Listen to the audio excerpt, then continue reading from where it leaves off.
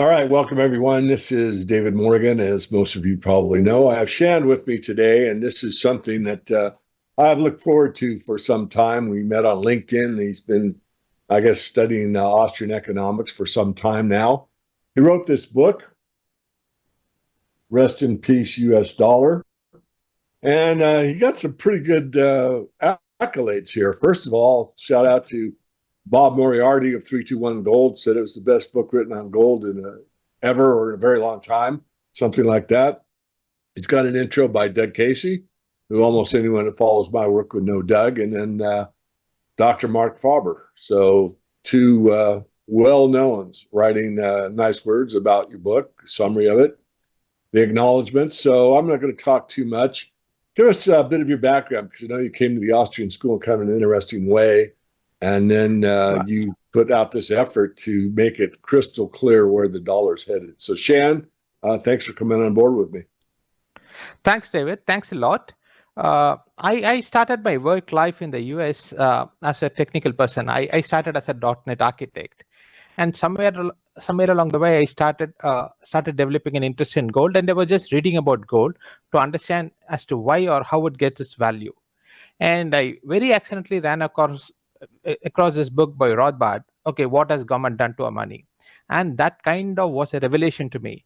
At that particular point in time, I was not aware of the Austrian School of Economics, that I was not even aware that I was reading a book on economics. I was just trying to understand why gold should get its value. That book really opened up my eyes, and this was around 2006, 2007. And I started reading a lot, followed the housing bubble of 2008. Then I ran up against Dr. Ron Paul. I read a lot of books. Man, that's how I started developing an interest in Austrian economics. And over the last 10 plus years, I've written for a lot of the US newsletters, including Doug Casey's Casey Research. I used to write for Dr. Mark Faber's newsletter as well. So that's how I know this gentleman. And both of them actually really helped me understand Austrian economics as well. So I'm actually thankful to a lot of people who have done this work for me. And yeah, and I look forward to talking to the audience. All right.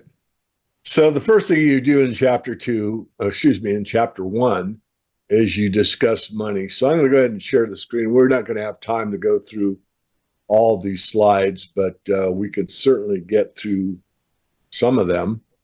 And are you seeing my screen? I assume that. Yes, David, I can see it. All right. So as first one, you've got this from the Weimar Republic. Why don't you go ahead and explain in a synopsis of your first chapter. Right. So I just explain as to how what the US is facing today could be very similar to what happened to the Weimar Republic. Okay, wherein the currency lost almost all of its value within a couple of years. Okay, that is the famous picture of a person carrying money, like in a wheelbarrow, to purchase a loaf of bread. Okay, so I think the US is headed for something similar. Okay, maybe not as bad as what happened in Weimar Republic, but we are going to have substantially high price inflation in the US in the double digits.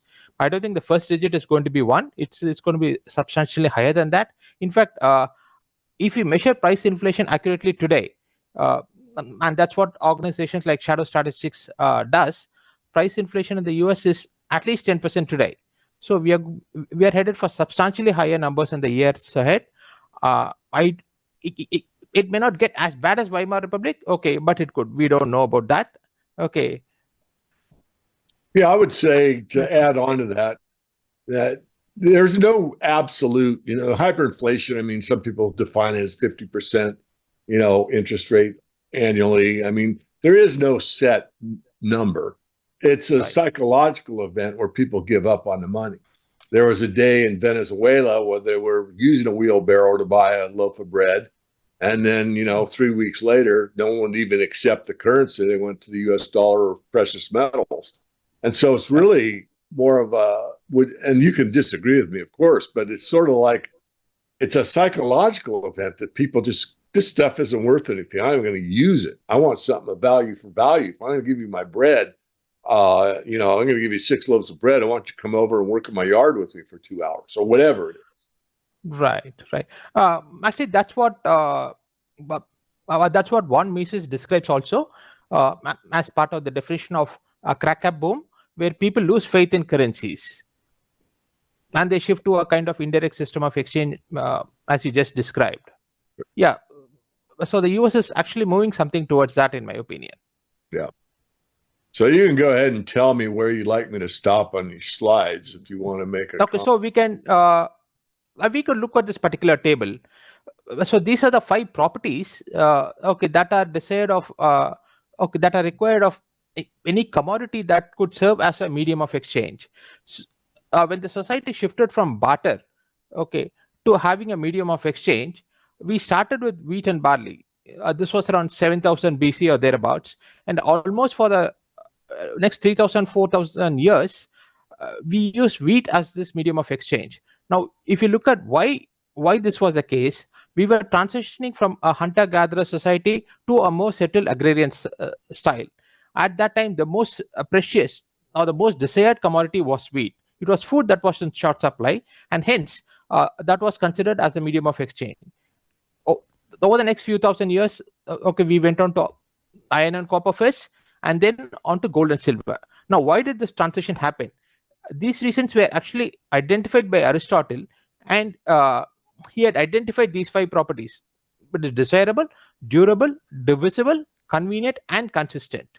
So we have tried out hundreds of commodities as a medium of exchange, and we settled on gold and silver for these 5 particular properties. If you look at gold and silver, these are extremely durable. You could drop them at the bottom of an ocean floor, and after 1,000 years, it will still be the case. These are very, very divisible. You could divide them into as little as 0.001 gram and still put it back together, and it will exactly be the same. Very convenient in the sense that you could buy a house in most parts of the developed world with as little as 10 kgs of gold. So it stores an enormous amount of value in a very small space, and it's consistent in the sense every piece of gold is the same as another piece of gold. So for these particular reasons, the society transitioned from wheat but to gold and silver eventually, right? Now, one particular thing that we could discuss is Bitcoin.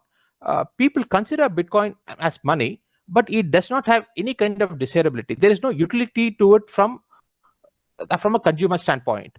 A few people describe that we could use Bitcoin to transfer money. That is a very secular that's a very secular referencing argument, and that is an external constraint imposed by the government today. It may not be there tomorrow. So this is a extremely roundabout argument, and I don't think it's good enough to see it as a utility. And the other point about Bitcoin is it really durable? Are we going to the Bitcoin itself is durable, but the fundamental property for which we are using it, is it going to be the case 5 years, 10 years down the line? We can never be sure about it for Bitcoin, or for that matter, like any of the cryptocurrencies. So I don't think Bitcoin cryptocurrencies are going to serve the role of money. It is having high price today. Price and value are 2 different things. I think over a period of time, it's going to lose a price and go down to 0. So David, you could ask questions. Okay. Well, we look at the, I mean, I want to do more listening and talk about it. We'll ask some questions. So why don't we go ahead and look at this one with growth in the national debt. I mean, under more or less the gold standard from 1900 1971, obviously we had it grow, but then you see the acceleration from 71 when Nixon temporarily cut the tie from the dollar to gold, and it really went up. So would you like to make a comment on that? Sure. Actually, this national debt is actually the addition that happens on because of the federal deficit on an annualized basis. Now, there are years in which the US government has actually reported a surplus, and that used to happen as late as the 1990s and even the first couple of years after the Nasdaq crash. But if you look at the national debt, that always grew year on year after 1971, right? There was never a single year after 1971 when the national debt actually decreased. So that is a constraint that the gold had actually imposed all along, which after 1971 the US did have. For the US to reach the first trillion of national debt, it almost took 200 years since the formation of the republic. These days we add $1 trillion in about 100 days or something less, right? So the growth of national debt has just skyrocketed over the last few years. And this is the situation that is going to lead to hyperinflation that we first discussed. So I think everyone that's followed us knows about the Right. Bretton Woods history of the U.S. debt. You can see, I think this is important to talk about how we started off kind of almost linear, and then we start to hit Right. this exponential function, which is where we're at. And once we hit that a tipping point, I'll call it, that point of inflection, whatever you want to name it, that's when, you know, things really go fast in a hurry. Right, that's right. On the average, we are adding something like $2.5 to $3 trillion a year in national debt, and this is when the debt, but this is when the interest rate on the national debt at this point it's still some, but 3.2%. What happens when it goes to 5%, 6%, 10%, right? Okay, then just the interest component on the national debt alone is going to be $2 to $3 trillion, right? So we are almost at the point of no return as far as the U.S. debt is concerned. Yeah, coming back to what I said earlier to emphasize it, you know, you see a lot of rhetoric out here about, you know, the interest rates are going to be cut by the Fed. That's coming up quickly. Right. Will it be 25 basis points or 50 basis points? And the mainstream financial press is acting like it's a big deal. It's really not. I mean, what the problem is that you've already built in a hamburger that cost, you know, $6 2 years ago, and now they're $12. Right. And so if you lower interest rates, it's not going to bring that hamburger back to $6. It's still going to be 12. And it's built in. And this is what the psychology that I keep emphasizing is that point where people say, you know, I can't ever eat out anymore. I can't even afford the groceries anymore. And this is where, you know, people start to give up on the currency or start to get an education on it. So just wanted to make that point again. I think it's right, Dave. The problem of national debt and this excessive government spending has to be cured in with the higher interest rate and actually not with the higher interest and actually not with the lower interest rate. I'm sure the Fed is going to cut on the September 18th, and that is going to exacerbate the problems for the US economy. The debt is going to grow that much faster, and the interest rate on the national debt itself, I don't think that is going to go down. So even if the Fed cuts the rate from, say, 5 to 4 or 3, I think the outgo on account of the interest of the national debt is still going to increase going forward. Well said. I don't think we need to go through these supply-demand curves. Right. Okay, maybe we could look at the national debt as a percentage of the GDP. Yeah. Okay, so this is a point that has been repeatedly kind of emphasized in stating that although the debt has grown a lot, as a percentage of the GDP, it's not much. Okay, so that is a faulty claim on account of one reason. Firstly, we are well in excess of 100%. Okay, we are at about 125%. Okay, and this is at the peak of a cycle. Okay, and we are most certainly actually headed for a recession if we take the next 2, 3, 5 years ahead. So at a time when the GDP growth is at a peak, we are running a debt to GDP of something like 125%. I can certainly see this going to 150 or even 200% with a small recession in the US. So these are certainly not good times. And having said that, we should also point out the debt that we are talking about. This is just the accounted portion of this $35 trillion. We have another $200 trillion, which we call as unfunded liabilities, and that I actually correct in the book, and I call it as unaccounted liabilities, right? If you look at the even $35 trillion, even that is not funded. So all of the pension liabilities on the social securities, if we add that to the debt, okay, we are talking well in excess of $250 trillion, and there's no way the US government can pay it at this particular point in time. You got your question marks over here going forward, you know, tax receipts. People lose their jobs and the economy becomes tougher and tougher. You know, Are the tax receipts expected to go up or down? Right. And each time this tax receipts has crossed this 18% limit, okay, that has always been followed with a recession. Okay, we could see that with the NASDAQ recession, and we saw that in 2008, and we saw it just before the COVID years. So again, almost everything screams recession as far as the US is concerned. And for all you know, we could be living in a recession. If you look at the 2008 scenario, it was not up till the Lehman moment happened, although the US government claimed that they were growing, they went back and revised the data for one full year after the crash happened. We could be looking at something very similar as far as the US is concerned for 2024 as well. I mean, we could have a crash sometime later, and the US government could go and revise the entire 2024 data to state that we have been in a recession all along. I have to this laugh is at the win button. I was around when that happened. That is right. Stupidity of the political class thinking how stupid the public is, I got to just put a button on that says whip inflation now. We're going to take care of it. Right. Correct. And actually, Greenspan was part of the administration at that particular point in time, although not in the Federal Reserve. And he called this move as unbelievably stupid. And we are doing something very similar. We are going to do something very similar right now again. I think we're headed for price controls, and all the mistakes that we did in the early 70s, I think the US government is quite going to repeat it again.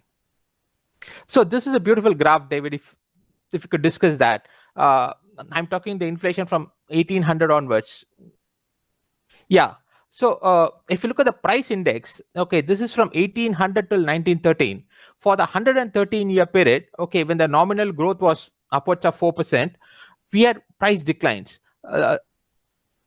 The price index actually fell by 40% in that 113-year period. It actually came from 50 to under 30. And this is at a time when the quality of the products dramatically improved. And the society was growing absolutely fast. And this was accompanied by falling prices. It was not until 1913 when we got the Federal Reserve in, okay, that the prices started growing up. And of course, the steep increase started after 1971, as you can see very obviously there in the figure. Okay, but the point is, the entire growth under gold standard, okay, was deflation. Prices were falling and the economy was growing. We make that point in the Silver Manifesto. If you have a sound money standard, especially a bimetallic standard, you get a gentle deflation, but you get an increase in of quality of life. You get a better living standard because products continually improve. The old adage, a better mousetrap, and that happens. But it costs less and less. Not maybe every product, but on aggregate, on the whole, you keep getting better products at a lower cost, and that gives you a higher standard of living across the board. Once you get into the gold-only standard, you see that they're printing more than there was gold. France and Great Britain called the bluff on the U.S., and of course, Nixon was forced to close the gold window, and then we get this huge acceleration where history tells us that we're going into hyperinflation. What percentage do you give a deflation? In other words, the U.S. says, okay, we can't pay back these bonds. We're not going to, anything that isn't held by U.S. citizens, we're going to renege on. So Japan and Russia and China and Australia and all these people that hold our bonds just get a big zero. And now we've deflated. Do you think there's any possibility of that ever happening? No, very, very unlikely, David. I think I described the process in the book that's what I call it as DMI, default through monetary inflation. They're just going to print the money and then hand it over. The deflationary default has happened after 1919, 1920. I don't think that is going to happen this time around. Okay, the US government has a Federal Reserve and they're going to print the money and then hand it over to whomsoever they ask for. Now, if you look at the total debt component, out of this 250 trillion that I mentioned, about 200 is something that is owed to like its own citizens. And even of the remaining 35, I would assume just about 50% is actually held by the foreigners at this particular point in time.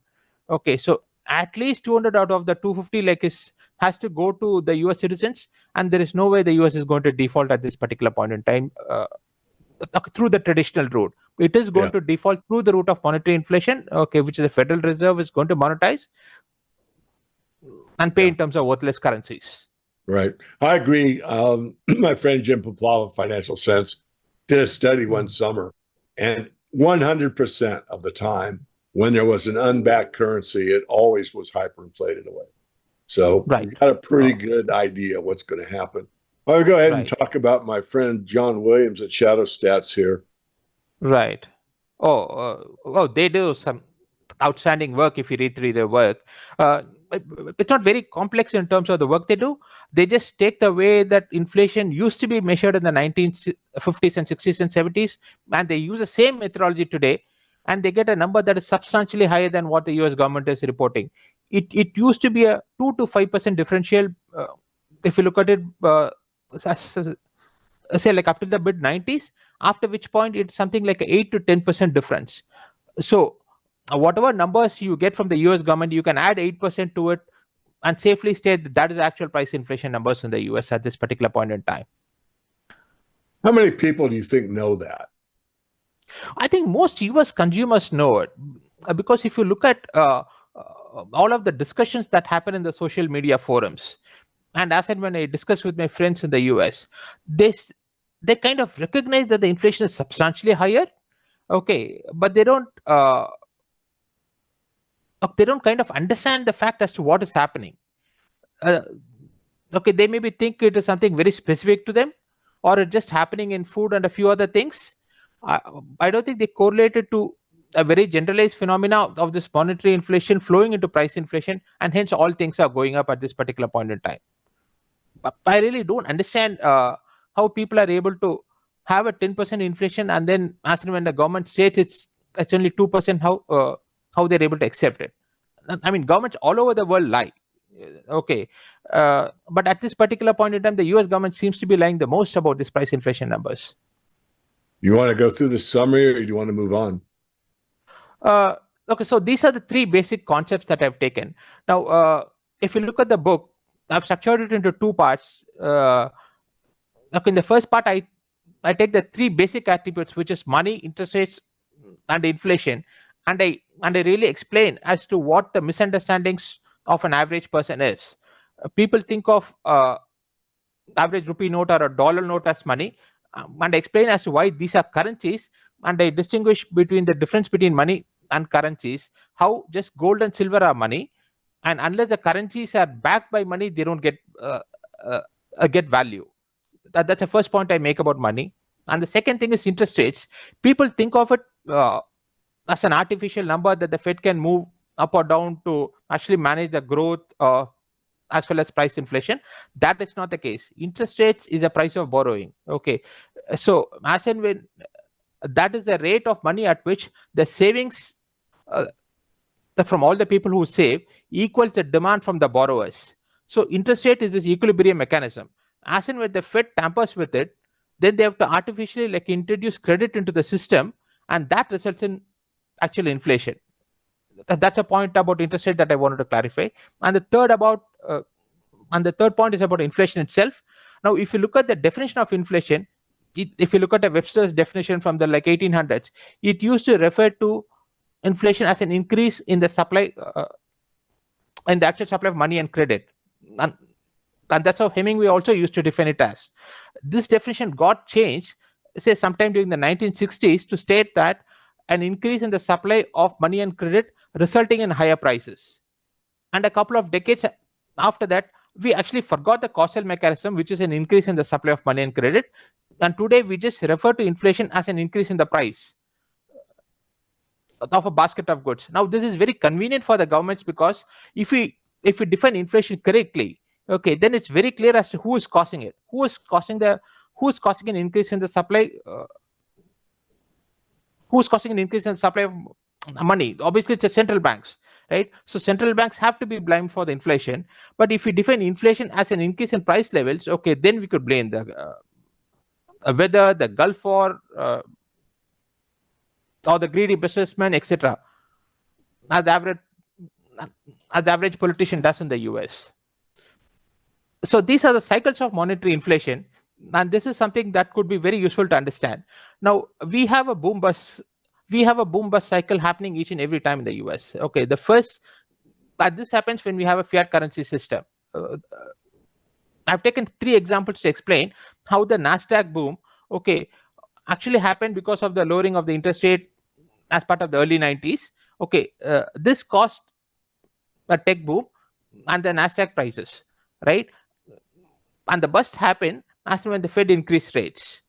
After we had the Nasdaq bust in 2000, again the Fed lowered the interest rates to 1%, and kept it there for long enough a period to actually build up housing bubble.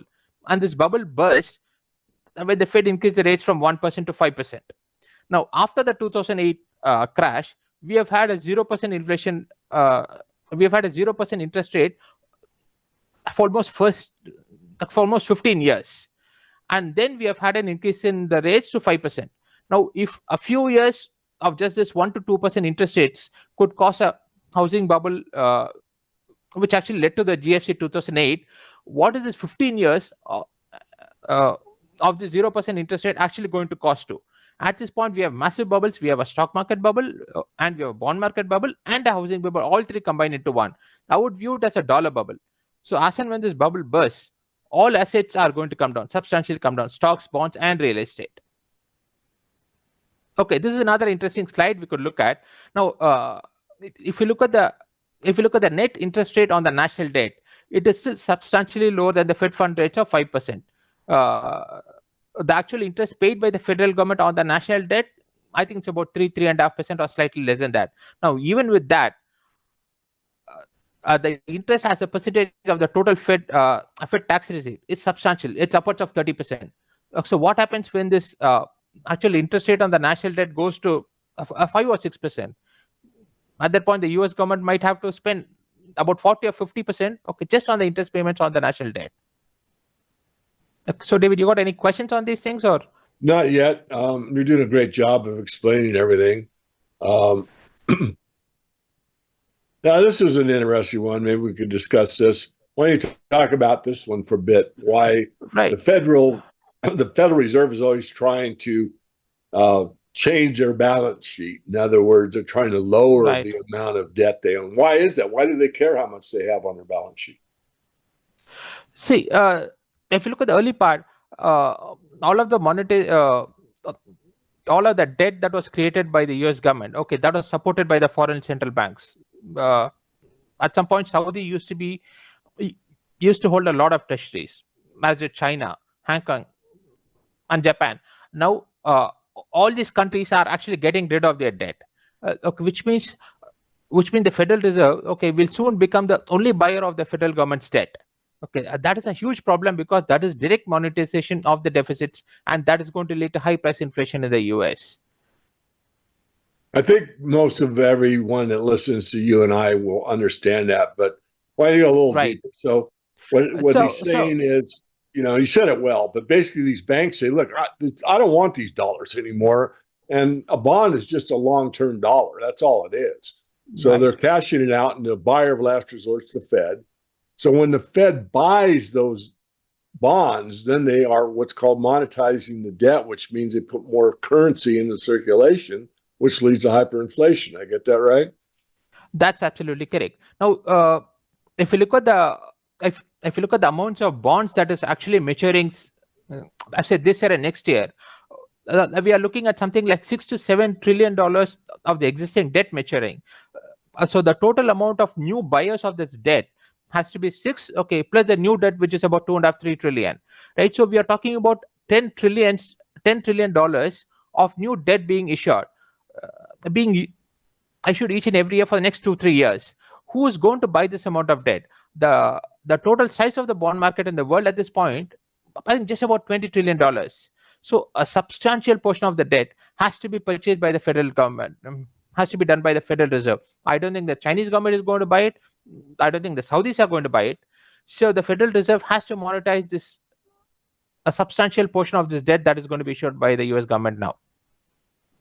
So this is a very interesting chart of the Dixie and the commodity index. Now, if you look at the period from 2008 to 2022, right, we have created a huge amount of credit in the US and debt. But despite that, if you look at the commodity index, it actually fell by 70%. From a number of about 460 plus in 2008, it actually declined to 117. So this is what allowed the US government to get away with this huge amount of monetary inflation they created. Despite this, all the commodity prices continued to fall, and hence people did not experience a price inflation in the US. That picture changed in 2022, and more substantially from 2022 onwards. So this is causing the price inflation in the US at this particular point in time, and this picture is going to skyrocket. I can easily see the CRB index crossing 400 over the next 2-3 years and going substantially higher than that. So this is where all the money created by the Federal Reserve flows. Now, how did the Federal Reserve get away as and when they created so much money? There are three destinations for the new money that is created by the Federal Reserve. It could either flow into the financial assets of stocks and bonds, or it could flow into real estate, or it could flow into gold, oil, grain, all in the space of commodities. Okay, the first two asset classes, financial assets and the real estate, people tend to view this actually very favorably. It is seen as a sign of economic growth, and hence, and there's a feel good factor to it, because of which the inflation, when it actually manifests in the say in the form of higher stock prices, higher bond prices, higher real estate prices, people do not see that as inflation. Only when it manifests in the form of commodity prices going higher, we see it as bad inflation. But the ultimate destination for all inflation has to be commodities, because people consume. Even when you put your money into stocks or bonds, it is a form of saving to be utilized for consumption at a later point in time. And when you consume, it is always commodity. It always has to be commodities, right? So the ultimate destination for all of the monetary inflation has to be commodities, and we are at that particular point in time now. Yeah, this is a chart that actually shows a relative valuation of stocks and bonds versus commodities. If you look at the historical median valuation of this chart going back to 1970s, the median valuation has been 4. A value more than 4 actually shows that the commodities is actually expensive, and when it's substantially below 4, it actually means commodities is cheap. Now, if you look at 1971, which is the starting point of this entire exercise, at that particular point in time, this had a value of 1. Now, for the last 7 years in running, or let's say 10 years at this particular point in time, okay, this value has gone much below 1. In fact, it was a low of 0.46. This is a value that we have never seen in history, if you ask me. So we are in a situation where the commodities are extremely underpriced, and this is under a situation where we have had tremendous monetary inflation in the US over the last 2 decades. So the tailwinds behind commodity prices are very, very strong, and even if the Fed tries to tighten, we are going to have substantially higher prices, if you ask me. And that's what happened in the 1970s also. If you look at the 1970s, the Fed kept hiking rates, right? It actually started at 5%, 5 went to 10, 12. It was only when Paul Volcker put the interest rate at 20% plus, it's only at that particular point in time did the commodity prices slow down. So we are going to have a very similar situation. So we should expect a much, much stronger bull market, like in the asset class of commodities, as compared to what we had in the 1970s. I think we talked about that. You want to talk about the housing bubble? Yeah. So this is a very interesting picture.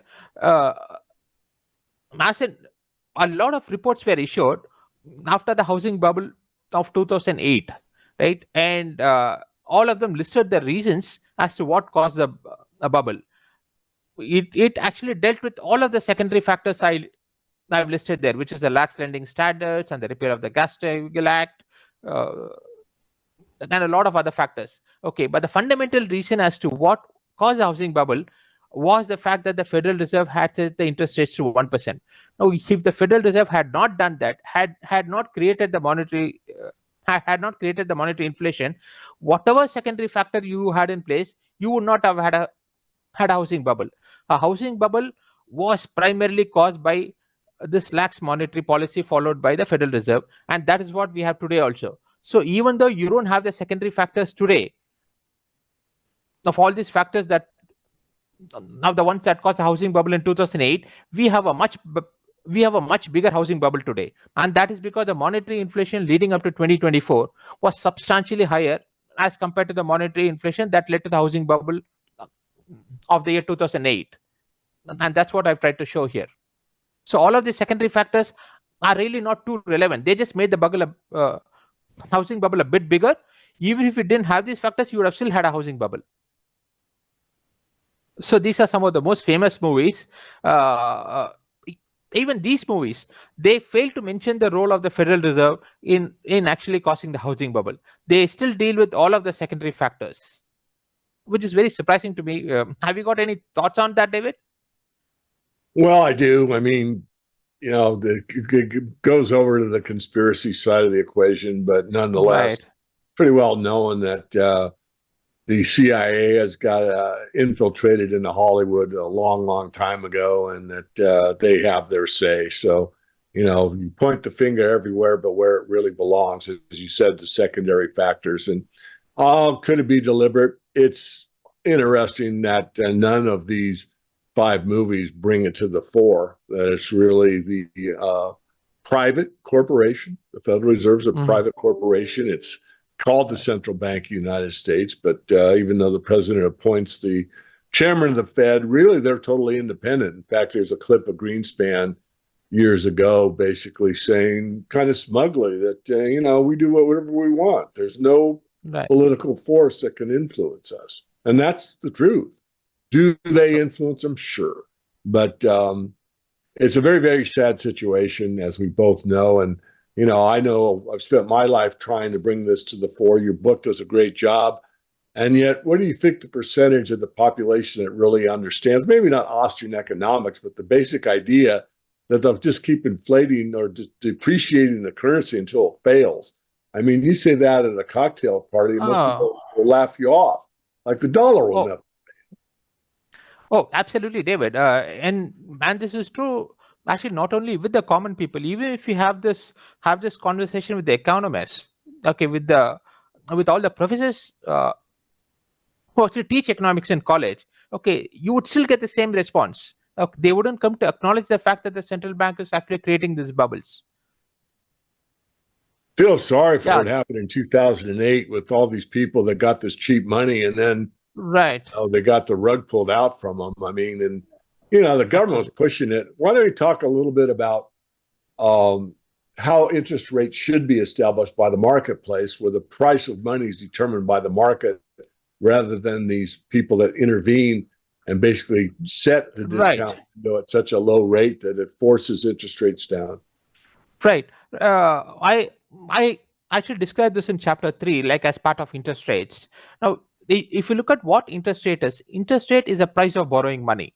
Unlike all other commodities that we actually use for consumption, we have money only for the purpose of using it to buy some other commodity, right? So interest rate is a price of borrowing money, and that has to be set very similar to the way in which price of all other commodities are set. Say, for example, cars.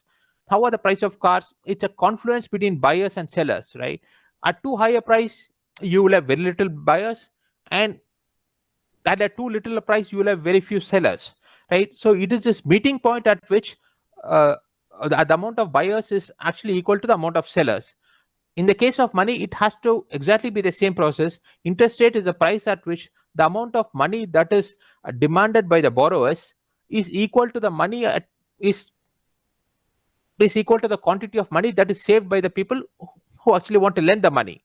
So this is the process through which interest rates has to be determined, and this has to happen in the marketplace.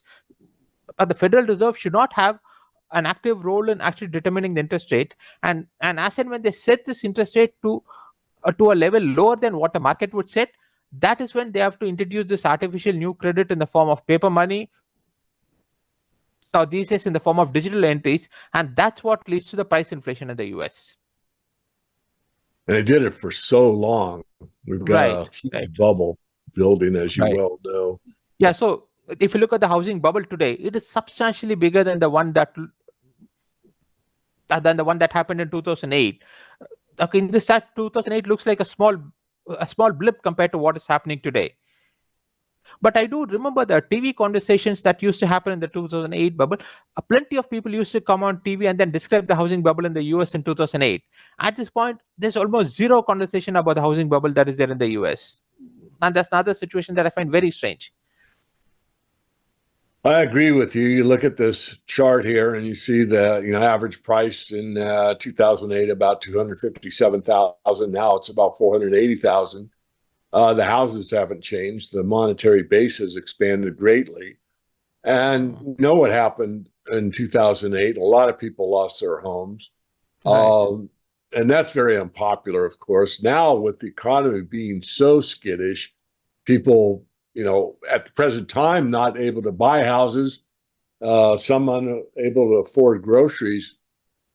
Do you think that the government will do extraordinary means? I mean, I don't consider wage and price controls to be extraordinary means. They've tried it in the past. We both know it doesn't work. Right. But do you think there could be something extraordinary like a mortgage moratorium or a renter's moratorium for 6 months till we get this thing figured out? They've done that in the past during COVID. So I wouldn't be surprised if they try it again.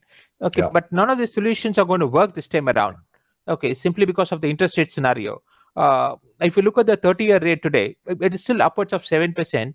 And that is preventing the people from actually selling the houses. If you look at the difference between 2008 and today, at the time of 2008, people who want to sell the house, okay, they could sell the house. And actually get a smaller one. It's impossible to do today because most people have locked in the interest rate at 3%. So for them to get an equivalent house, as when the rate is substantially higher today, then the EMI is substantially higher. So they'll have to look for a house that is 40 or 50% lower in price to get the same interest because of the higher interest rate scenario in the US. Same payment, yeah. Yeah, it's a mess, as we both know. Yeah. I think this is a good one here. We want to talk about, a lot of people don't understand inflation and, they think, well, wait a minute, I'm making more dollars. I was making, Right. you go to my age group, 30,000 a year. And then, 20 years later, you're making 70,000 a year. And that 70 is a lot bigger number than 30. But are you really getting the value? And the answer is no. On aggregate, from I don't know what your book shows. I don't have that graph memorized, but I think it's from 1978 on. The average working person in the United States actually lost purchasing. That's correct. And it's all been the effect of inflation. Now, if you look at monetary inflation, David, it has three consequences to it. And I describe this in chapter 4 in the book. One is a very obvious one, which is price inflation that we all know about. And the second is the fact that it leads to an increased wealth. It actually causes a higher percentage of concentration of wealth amongst the top 1% or 5%. So this leads to that, like inside a society, a higher amount of inequality of the wealth distribution happens because of monetary inflation. And we have an extreme concentration of wealth amongst the elite. Yeah. This is another very interesting chart that shows the housing affordability in the US. And at this particular point in time, it's lower than what was the case in 2007 and 8 before the crash happened. So there is absolutely no way that a burst of the housing bubble can be prevented at this particular point in time. I'm actually surprised. And had the Fed not actually introduced all of those emergency measures in the first half of 2023, after the three banks crashed, we would have had a housing bust long back. But they've just postponed it, and we are going to have a bigger crash very soon. So what does the numbers on the left side on the y-axis mean? Does it mean that 100% of the population could afford a house? What's that number actually mean over here? That is correct. At a level of about 100, okay, that is when the actual income from the household income that is sufficient to actually pay the mortgage on the house. Okay. And when this level is more than 100, okay, then it actually means that the housing is very affordable in the US. And when it's less than 100, it actually means that the income is not sufficient to pay the mortgages. I think we've talked enough about interest rates. Yeah. And we pretty much went through this as well. You described it on if you sell your house today, how you can't move into another house, keep the same payment. You're going to downsize by probably half as a round number. I want to go ahead and tell us about the iShares. Okay, so this is the bond. If you look at the bond market, the bond market that is actually holding this long-term bonds, that has already crashed. And that's because the interest rates has actually gone up from 0% to 5% in the last 2 years. And this is the fastest rate of increase in interest rates ever witnessed. Very, very few people anticipated this interest coming. So the bond market has had a huge correction. Now, despite this correction, I think the bond market was actually hugely overvalued. Among stocks, bonds, and real estate, I would still consider bond to be absolutely the most overvalued market. And this is despite this near 40% correction in the long-term bond market in the US. Well, you and I are about the only two that think that. I'm joking somewhat. I'll tell you, a lot of guys I respect and I think are pretty smart, man. And I think they're thinking short term. They're thinking, all right, interest rates are coming down, prices go higher. Anyone that you don't need a finance degree to know that. And so they're looking at that, but it's just looking under the microscope. They're not even looking at the room. It's like, are you kidding me? I mean, do you know who Franz Pick is? Old school. I was very young. That's true. And we are saying this because. I'll interrupt you for a sec. Sure, David, go ahead. Yeah, Franz Pick called bonds certificates of guaranteed confiscation. So he looked at the bond market as if you loan your money long term, you were guaranteed to get less value for it when you cashed it.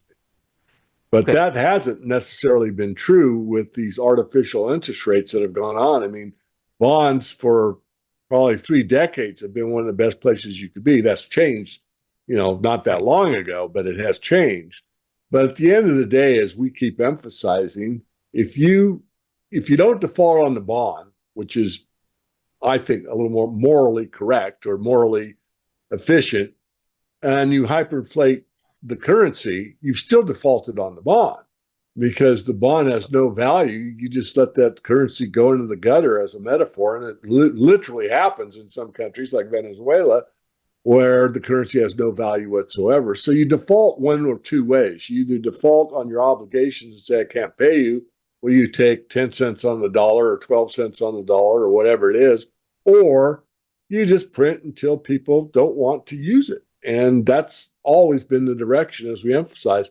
Again, you say that, outside of a discussion like you and I and people that follow my work and your work and read your book, you're a lunatic. They have such faith in the dollar, but that's only until they don't.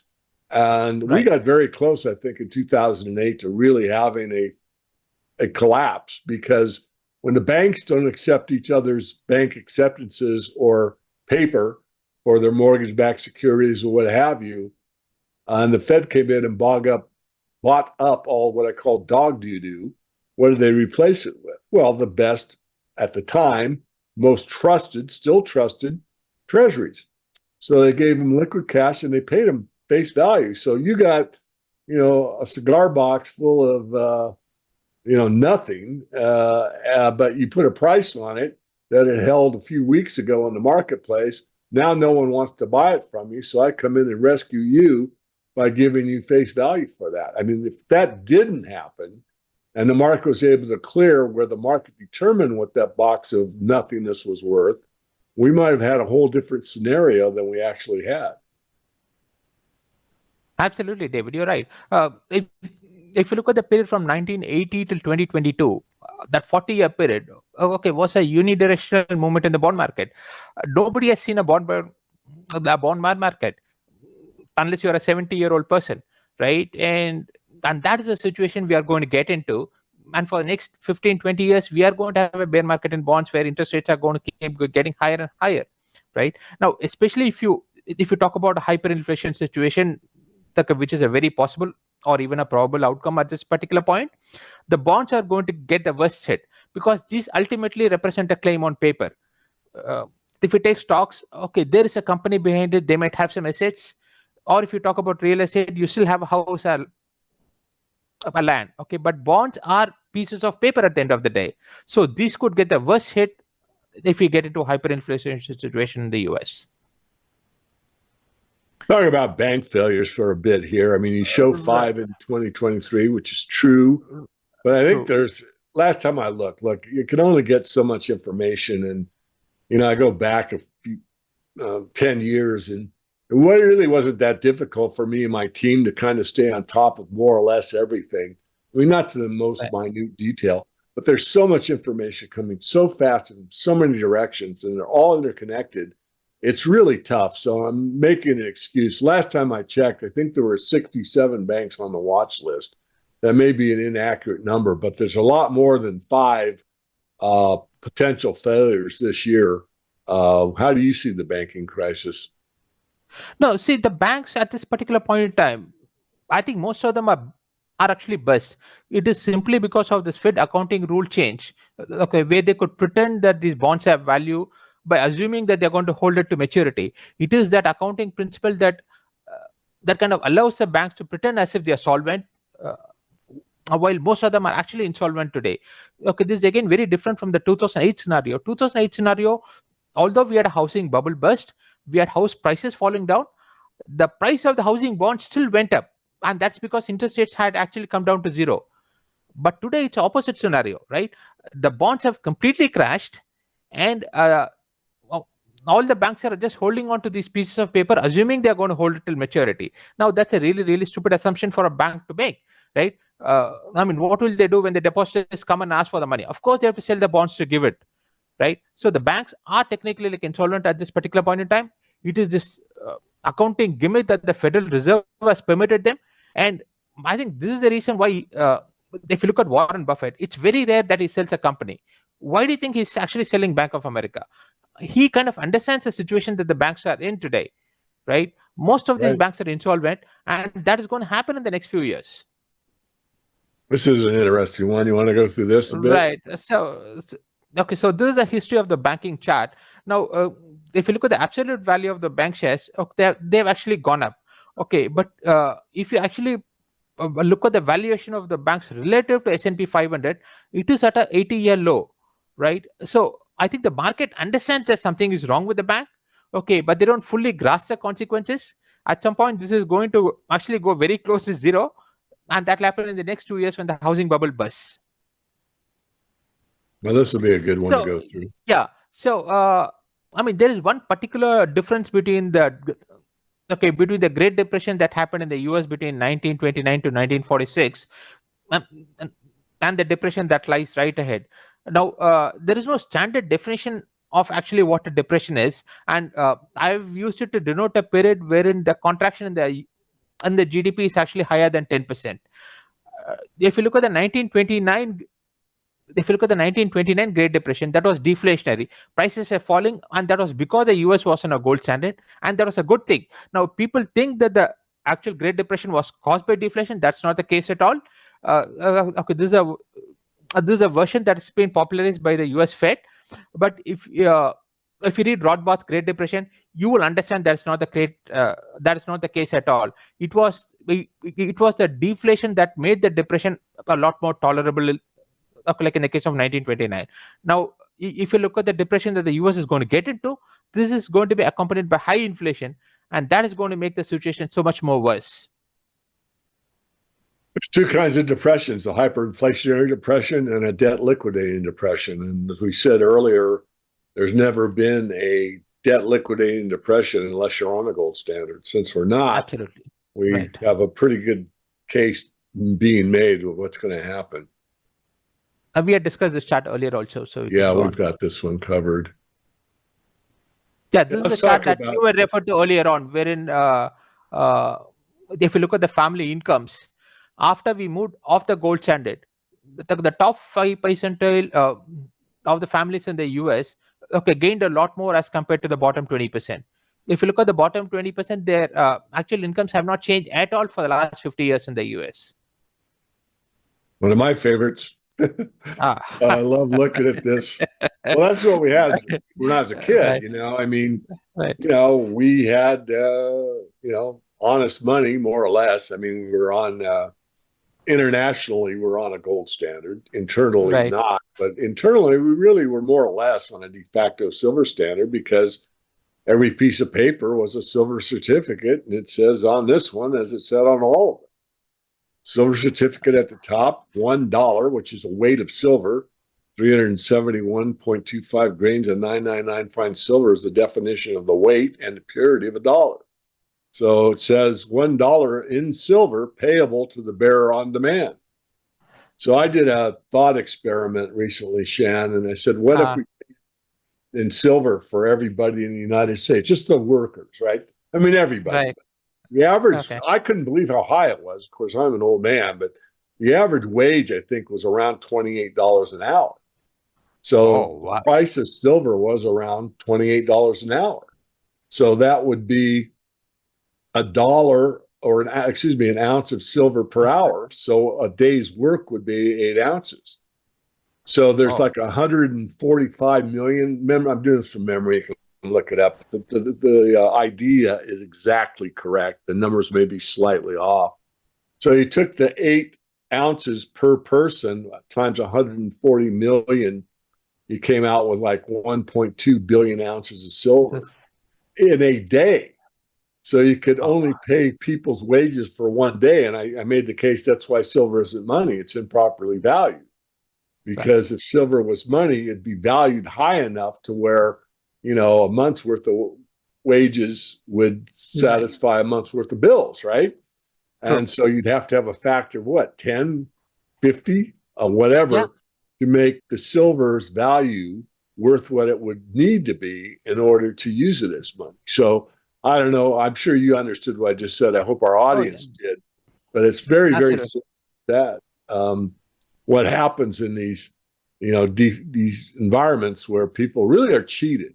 I mean, because if you look at what it is, I look at it as simply as possible. It's labor and commodities. It's really something from the land. Either you dig it up out of the land, like minerals like gold, silver, iridium, uranium, cobalt, lithium, whatever, or you put something on the land. You take some trees down from the land, you build a log cabin or you build a whatever. Of course, there's steel and concrete. I get all that. But the point is, it's really from the land and from labor. It's that simple. So people put all their labor into, making a living, as we say in the States, and they're getting cheated. They're getting more units, but it buys less stuff. That is true. And even if you look at the price of silver compared to gold, we are something like 80, 90 is to 1. Okay. Yeah, 80. It's about 78 right now. And that really shows the depth of the bear market we are in. Had we been close to a fair market, we would be in the range of 15 to 20 is to 1. Yeah. So as you see it, as gold is in a terrible bear market, but when compared to gold, silver is worse. Yes, you're right. So this is a history of that of the actual hyperinflation that happened in the continental dollars, and this is something very similar to what will happen to the US dollar going forward, right? This was default through the monetary inflation process, wherein they printed a huge amount of continental dollars at the time of the war, and wherein this lost a huge amount of value between the period 1779 to 1781. Like in that particular 2-year period, it probably lost about 99% of its value. And that is something that could happen to the US dollar in the next few years. I agree. I really see this thing taking off in 2025, 2026. I don't think we have to wait 10 years. I think we've got a couple at the most. I could be proven wrong. But as we both know, once you hit that, as we talked about earlier, that tipping point, that inflection point, and more, when your neighbor, when my neighbors come up and tell me, hey, I want to buy gold, then I want to probably take a look at the price and see what the value is, not the price. Right. Can I buy his house for, 50 ounces? I might buy it, that kind of thing. Right. So I think we have maybe another 3 or 4 years at the outside. Possibly closer to your estimate. But I think it's going to happen before the end of this decade. So this chart really shows as to how gold is even cheaper today compared to 1971. If you value gold in terms of the money supply, it is substantially cheaper than even 1971. Look, that shows the amount of increase in prices that's going to happen over the next decade. Yeah, I have a hard time getting people to understand this. Thanks for the chart, but it gets back to the basic psychology of numbers, where Right. I've got $50,000 a year salary and I used to have 10, I'm making more money. Yeah, you may be having a bigger number, but it isn't buying you more, it's buying you less. And unless it gets to extremes, which is starting to now, because of food, everyone knows what their food and their gasoline costs, and they know what their houses cost. And it's kind of those three things that will wake them up. The housing, well, they feel good. My house is worth more, so I'm richer. That's what they feel. It's not reality, but that's how they think about it. But when it costs them more and more, where geez, they can't go out to the movies every other weekend because food's gone up so much, or they can't go out to their favorite restaurant, then they start to think about it a little deeper. And if you think it all the way through, to tell them that gold is cheaper now than it was back in 71, they look at you cross-eyed. Are you kidding? Gold's hitting an all-time high. It's true. And that really gets me because I know what I know, just like you do. And every time I'm on an interview like this, I say, yeah, it's making a nominal, but it is not making an all at all, not even close. So true. Anyway, let me give it back to you. I want to do too much talking. In fact, gold at 2,500, could be at its cheapest ever, if you ask me, historically, when you adjust for the inflation that's been created. Yeah. And this is without even accounting for the future inflation, which we know is going to be massive in the years ahead. Right. So I think gold is very, very cheap now. So this shows the amount by which the price of gold has to go up to catch up with the monetary inflation. And that's a number 12 there. So gold prices have to go by 12 times to account for the monetary inflation that's been created between 1971 and now. Yeah, that's the right number. I know what it is. And 12 times 2,000 is 24,000. Right now, it varies daily, the amount they're printing, but it's round numbers, around 27,000. Right. What's interesting, if you do that study in 1980, they would take $400 gold to make it a 1-to-1 ratio. And we went to 800. So we actually had a brief window where Volcker could have gone back on the gold standard. But this shows up in this chart here. If you look at the chart, right. Like in the year 1981, and they use the average monthly price of gold here, but actually not the spot prices. So at a price of about 600, we could have gone back on the gold standard at around the point that you're talking about. Yeah. Of course, we missed that opportunity, and we'll be paying for the consequences of that mistake in the years ahead. Absolutely. And you can see the trend, it goes up and down and up and down, but the trend is clearly from that point where you showed that one all the way up to 12 now. Right. And it just keeps going up and up, and it will continue, and it'll probably accelerate at the rate they're going to need to print, because they have to print so much to just pay the interest on the national debt that it's going to get out of hand. It's an exponential curve. You show that here on the money supply, how much it's taken off. So what gives you, backing up, circling back slightly, I say two years, I say 2 to 3. I don't know. I mean, you said before the end of the decade, I'll almost take my reputation on that statement. Right. Where do you come up with 3 or 4? Are you just making kind of a educated guess, or do you have any metrics that you're looking at? In terms of when the hyperinflation is going to hit the US? Yeah. I would guess 2 to 3 years, David. Okay. Yeah. But if you look at the book cover, actually put RIP USD 202X, right? Yeah.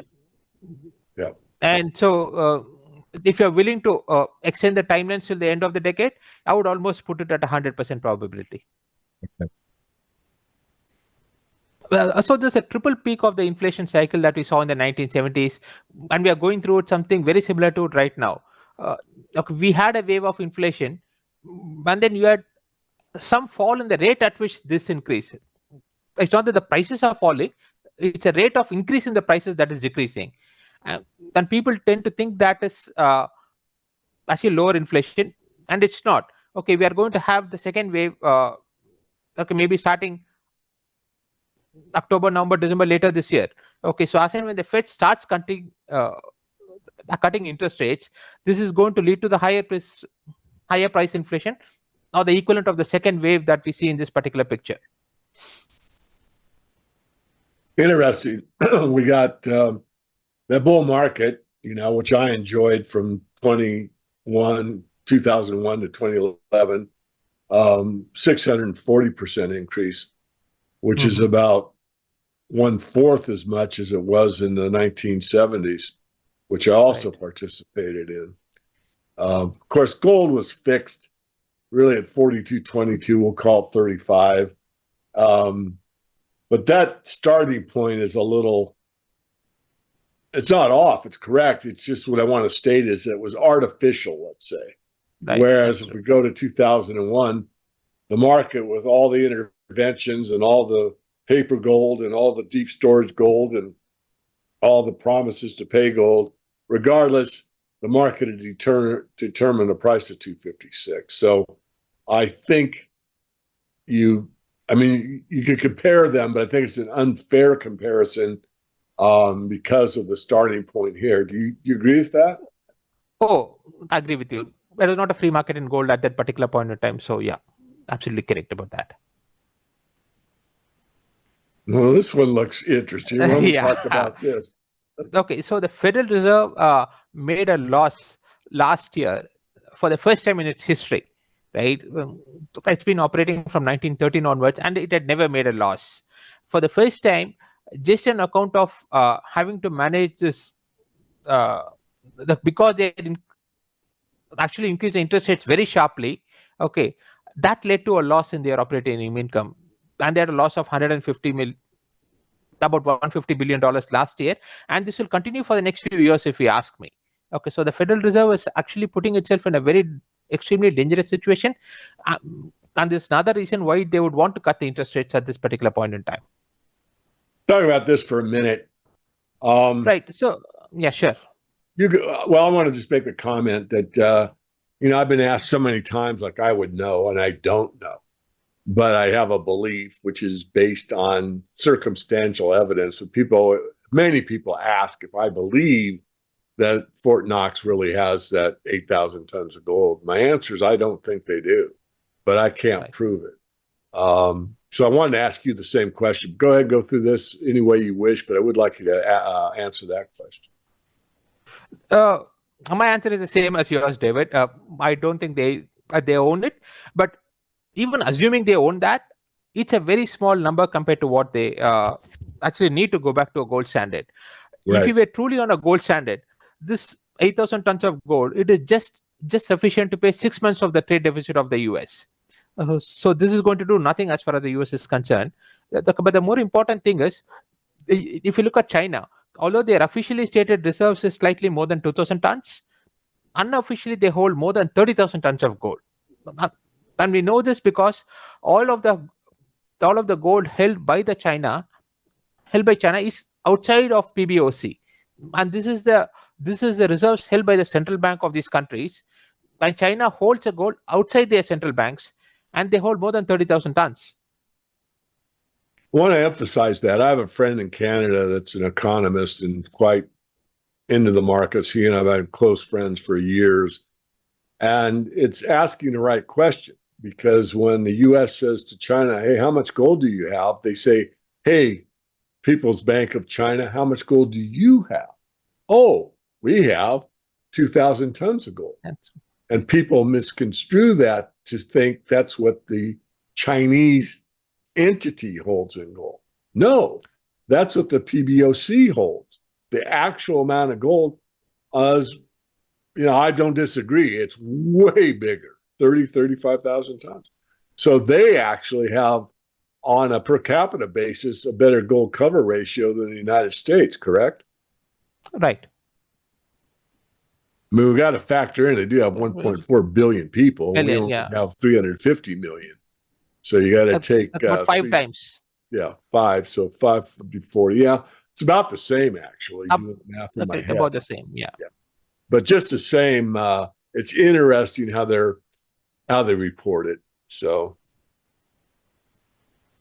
So this is a purchase by the central banks of gold, and this is a tiny number. If you, as I explained in the subsequent slides, uh, if you look at the imports of gold by India, okay, that's something like 800 tons per year.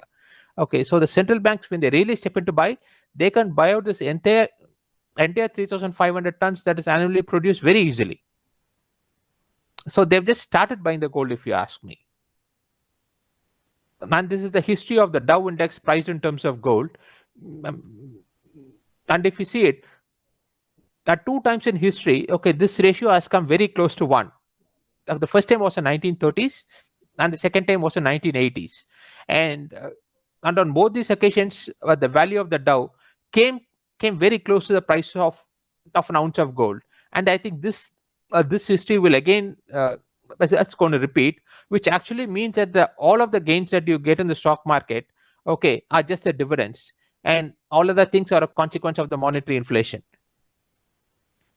yeah, this shows something I like to talk about is again an inflation adjusted Dow Jones, which is what we're looking at. Was really peaked back around what year 2000 or 2000. and now it's actually lower in terms of gold.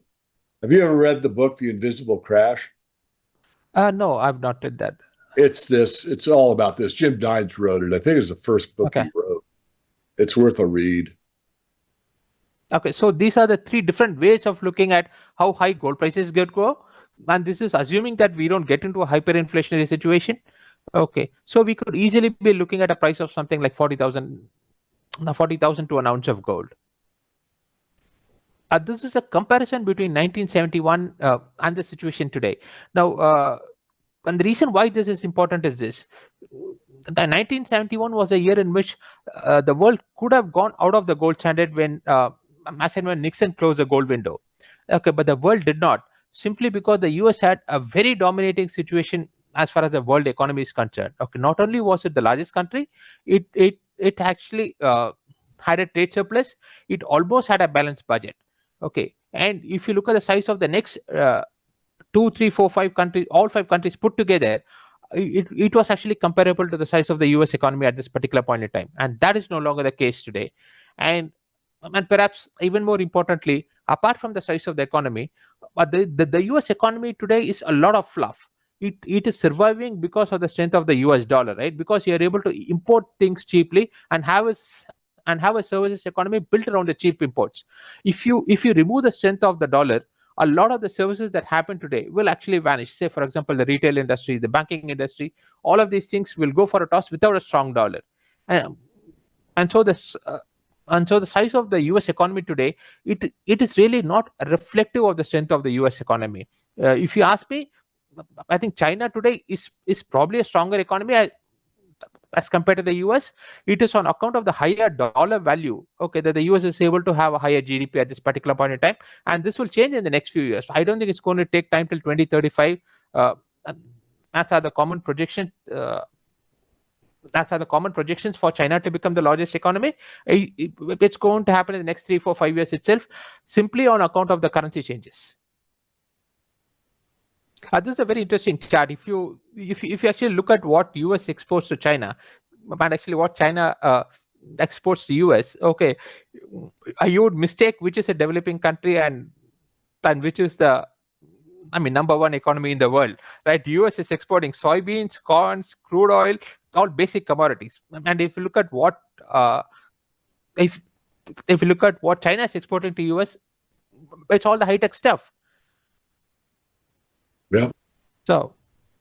Yeah, sad in a way, and to my yeah. thinking. I mean, of course, I'm biased. I live in the U.S., but just the same.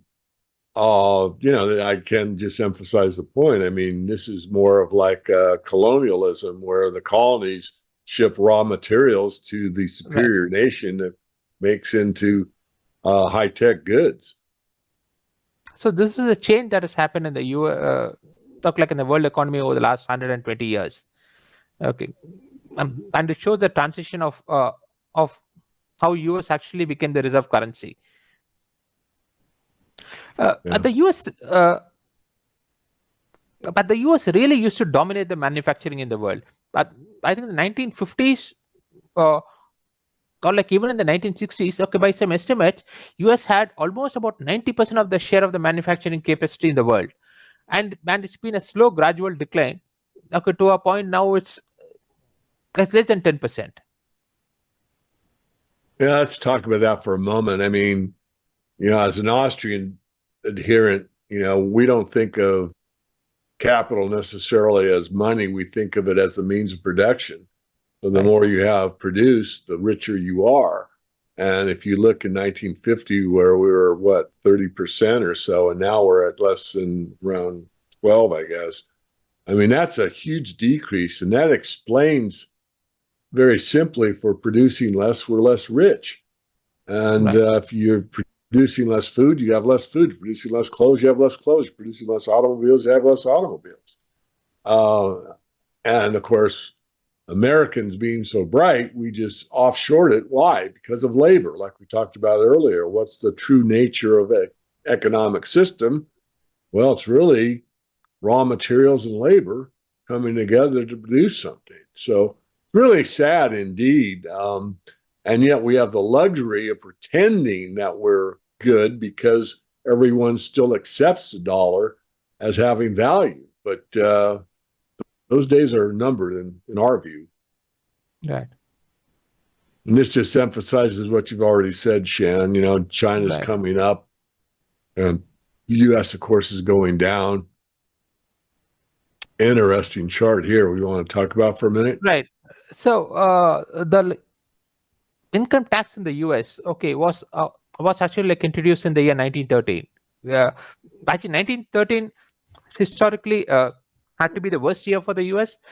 Two bad things happened. One was the formation of the Federal Reserve, and two, like it was this income tax introduction. Okay, but this income tax, although it was introduced in the year 1913, it was a very small minority of the people paid a very small fraction of their wages in the form of income tax, and it was kind of introduced as a trade-off, stating that okay, we could get rid of the trade tariffs, and a fraction of the people could pay the income tax. So this was a very Faustian bargain that the people accepted, and from a situation where a small minority paid a small percentage, at this point we have almost 50% of the Americans paying a substantial portion of their wages in the form of income tax. Yeah, so this is a point that I said. Although it was introduced in the year 1913, it was a very small fraction of the American population that actually paid the income tax, and it was not till the Second World War that it became a very substantial percentage, and that percentage has been going up steadily over the years, as well as the tax rates have been going up. So that we could move on, David. So yeah, that goes back to that little thought experiment we talked about, $28 an hour, and how much silver that would use. Women in the workforce. I want to make a comment and hand it to you, Shan. But sure, I grew up, born in the 50s, and very few women worked. It was kind of rare, So I remember in our neighborhood, one of the women was like a secretary, and I asked my mom, she works for XYZ Corporation, and she's a secretary. I was a young kid, I didn't even know what that meant really. And then of course, as I got through college and all that, I was of the era where almost everybody's that was getting married was both people were working. In fact, they had a name for it at the time called a yuppie. Young people making two incomes. And but now it's almost required if you want to have a decent lifestyle. And that again shows you the reality of the situation. You think, well, I want to work, and this has been sort of I would consider it, putting on the tinfoil hat. Now I'm glad to do it, but the psychology that women should work or whatever. I don't have a problem if a woman wants to go to work. That's not the issue. The issue is it's almost a demand in order to have a decent lifestyle today. That's what my gripe. Right, absolutely right, David. If you look at inflation, it's been an ongoing phenomena from the 1940s, 50s, and 60s. So, how do the Americans actually work around and have an increased lifestyle? Okay, despite this increasing inflation, and that is because, uh, and that is precisely because of women coming into the workforce, right? It's not that the women should not come in. Uh, I mean, they're most welcome. Okay, but I would suspect that all the women who actually work in Walmart, okay, doing those hourly jobs, okay, they would much prefer leisure rather than working that. The only reason why they are doing that is because they're forced to do it, and that's because the dollars earned by their husbands or their spouses is not purchasing enough. It is a consequence of this price inflation that is forcing a higher percentage of the women to come and work. And at this particular point in time, the labor force participation is almost the same for men and women in the US, and that's really a sad state of affairs. Yeah, look at it there. 2015, and it's even, I'll bet it's higher now than 2015, but men were 69% and women almost 57%. You go back in the 1920s, and only 20% of the women were in the workforce. Well, we have a little bit of time left. It's been a very pleasurable discussion with you. What are your general recommendations for the average worker out there that's just starting to grasp this? They see it in the markets, but they don't know what they can do. So what would you tell the average laborer out there, the average just, human being, whether they're in India or the US or Canada or Mexico, what would you recommend for them? Right. I mean, depends on different things. For example, if you're a student, okay, then actually pursuing all these liberal arts degrees that a lot of people are doing, I think that's a complete waste of your time and money. Okay, better off not doing it and then actually picking up some useful STEM related skills. If you're a worker, I would urge that we are going to get into extraordinarily difficult times. So cut back on your lifestyle before the market does it for you, and try to save as much as possible. And when you save, okay, keep it in gold and silver, okay, so that all these things retain their purchasing power.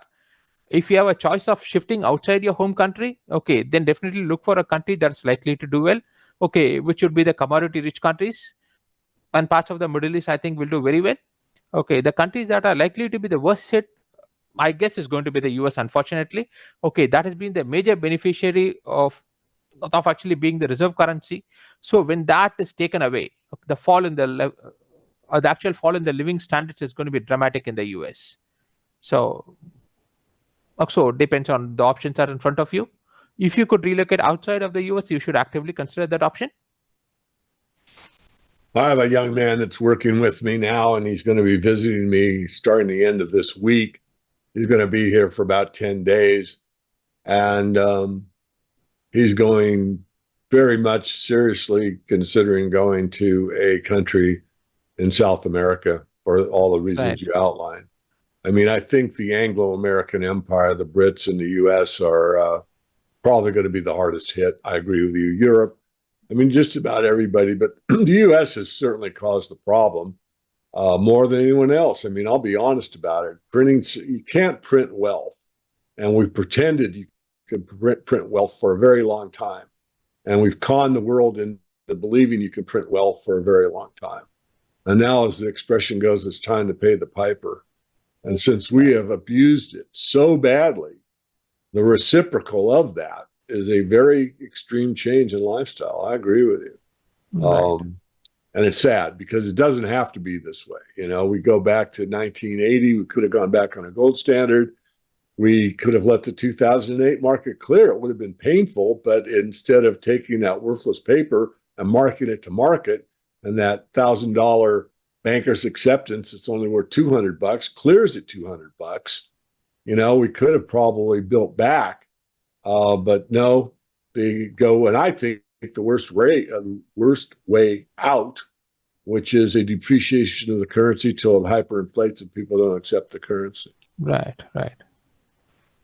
And the worst part of this crisis, David, people are going to blame it on capitalism. And they're going to say capitalism caused all of this. And they're going to look at China, which is going to do very well despite the near-term troubles. and say that, look, we need an authoritarian for a government, a form of government for a country to do well. That is exactly the wrong conclusion to draw. But that's unfortunately what is going to happen. I agree with you. Yeah. Yeah. I forget who it was. Might have been Dr. Mark Farmer, said something about capitalism. And he goes, yeah, it'd be nice if we could try it. True, that's true. There is such a sad state of affairs, right? Because America was actually found on the concept of liberty, and the few years that I used to live in the US, it was a complete change from the system here in India. Okay, wherein we had to go to the government for each and everything. It was such a free society, such a beautiful country, and it's been destroyed by cheap money without people understanding it. Right. Well, let's end there. Not at this point. Let's have you comment a little bit. Is there, and I know what I believe. What do you think about a correlation between sound money and freedom? Without sound money, you're definitely not going to have freedom for sure, right? In the absence of sound money, socialism is going to creep into a society, especially if you happen to be a democratic society, right? So it is a prerequisite. But we have had societies where you have had sound money and actually not have the freedom. Say, for example, USSR. Okay, it was on a gold standard for a long time, and they didn't have the freedom, right? So it is absolutely a prerequisite, okay, but it does not necessarily guarantee the freedom. And that is dependent on the Constitution. The Constitution has to give the freedom to the people. Very good. We're going to end there. I'm going to thank you, Shan, for your time sending me the book. And I just, I'm sure that this is a lot of value for free. We're giving our time for free. So how do people get the book if they want to buy it? It's there on Amazon. Yeah, David, that's the easiest way to buy the book. Okay, great. Okay. Well, thank you so much. It's been a real pleasure. Thanks, David. Okay. Thanks. Nice talking to you. Bye-bye. Very good. Bye-bye.